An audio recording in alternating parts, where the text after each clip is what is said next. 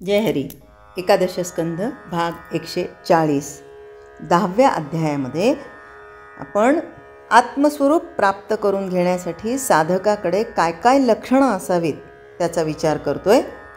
काल आपण पाहिलं होतं की मानाची अपेक्षा नसणं हे पहिलं लक्षण. आता दुसरं लक्षण बघायचं की निर्मत्सर असणं हे साधकाचं दुसरं लक्षण आहे. ज्या ठिकाणी ज्ञानाचा आणि कर्माचा अभिमान असतो त्या ठिकाणी आपापसात वैर माजवून मत्सर जगतो.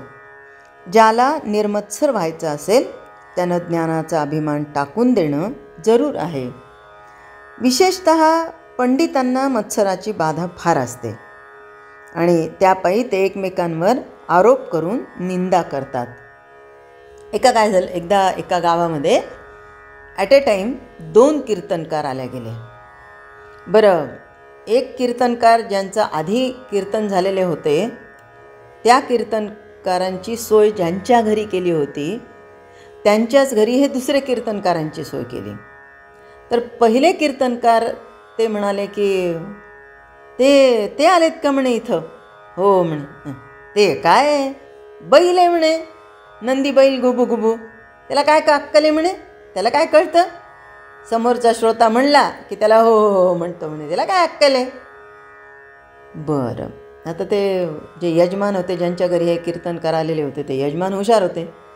मग त्यांनी त्या पहिल्या कीर्तनकाराच्या अनुपस्थितीत दुसऱ्या कीर्तनकाराला बोलवलं आणि त्यांना सांगितलं ते पण इथेच आलेले आहेत म्हणे, तुम्ही दोघंही कीर्तनकार एकमेकांना चांगले ओळखत असाल.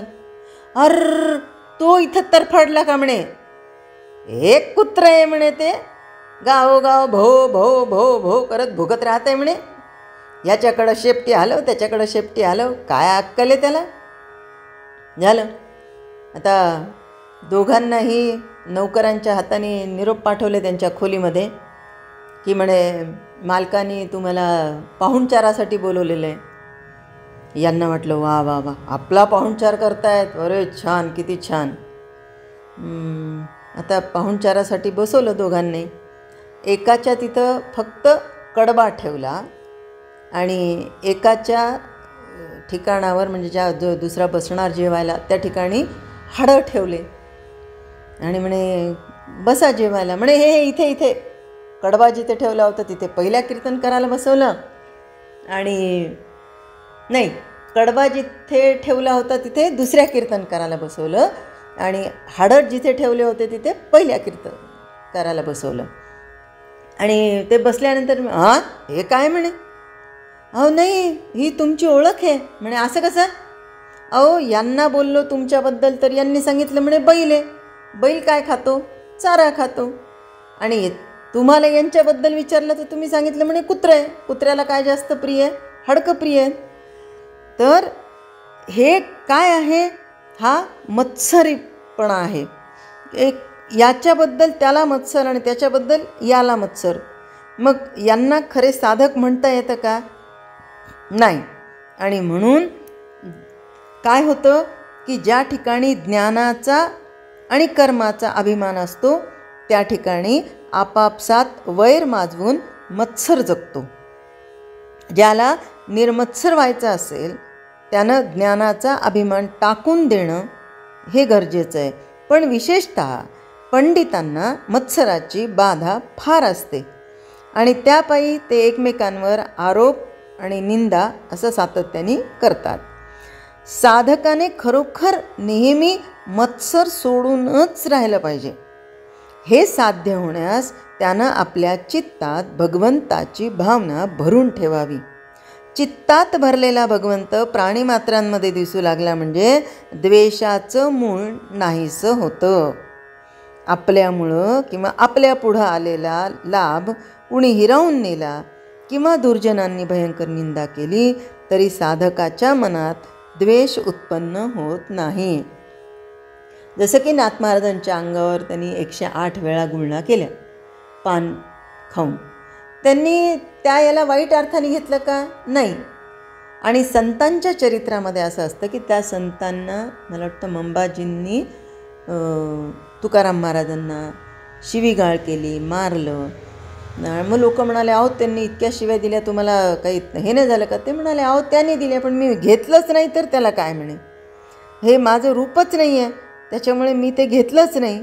मग याच्याने काय होतं की मत्सरच निर्माण होत नाही, आणि मग चित्तामध्ये सातत्याने भगवंताची भावना असेल तर मग अशा प्रकारचा द्वेष निर्माण होत नाही. उलट निंदा करणारा आपलं पाप धुवून काढून आपली वृत्ती निर्मळ करतो, असं तो साधक समजतो. दक्षता किंवा सावधानता हे तिसरं लक्षण आहे. साधकाच्या जीवनात सावधानतेला अत्यंत महत्त्व आहे, जे की आपण एका दृष्टांतामध्ये पाहिलं होतं का मला आठवत नाही, पण आत्ता तो दृष्टांत आठवला म्हणून सांगते की सावधानता ही कशी असावी. की एका ऋषी मुनी तपस्वी होते, वयोवृद्ध झालेले होते, बहुतेक घेतला होता आपण हा दृष्टांत. तर ते खूप वयोवृद्ध झाले होते, आता शेवटची घटका मोजत होते, आणि एक कळवातीन म्हणजे नाचिन, कलावंतीन, काय कोणता शब्द घ्यायचा तो घ्या, तर त्या काळामध्ये काय म्हणायचे तिला, कळवातीन म्हणायचे, हे असं डान्स बारमध्ये डान्स करणाऱ्यांना. तर ती तिथे गेली आणि ती म्हणाली, मला बोलायचं आहे, महाराजांना बोलायचं आहे. तिला म्हणे इतकी खालच्या दर्जाची तू इथे कशी येते? बरं, ती नुसतंच तेही नव्हतं, तर ती देहविक्रय पण करायची त्याच्याबरोबर. नाही म्हणे, तुला आतमध्ये जाता येणार नाही. ती म्हणाली, नाही, मी त्यांना स्पर्श करत नाही, मी दुरून बघते, दुरून बोलते, आणि एकच वाक्य बोलून बाहेर येते म्हणे. मग आता बाहेर गोंधळ झाला, अशा बाईला कसं आतमध्ये जाऊ द्यायचं? शेवटी ते स्वामींनी ऐकलं. ते म्हणे, काय रे एवढा गोंधळ कशाचा आहे? असं सांगितलं. ती बाई आली, ते म्हणे, येऊ द्या. बरं, ती खूप अधिकारी होती बरं का. जसं आपण शिवलीलामृतामध्ये महानंदेचा अधिकार बघतो ना, ती वेश्या असूनही भगवंताला तिच्यापर्यंत यावं असं तिची परीक्षा घ्यावी असं वाटलं. म्हणजे किती तिचं भाग्य, आणि ती किती पुण्यवान. त्याप्रमाणे ही होती. ही शेवटी आतमध्ये आली आणि ती फक्त एकच म्हणाली की शेवट सांभाळा, एवढं बोलली आणि निघून गेली. शेवटची घटिका सांभाळा. या मुनीला वाटलं माझं आयुष्य गेलं सगळं सावधानतेमध्ये, मी एवढा मोठा कट्टर साधक आहे वगैरे.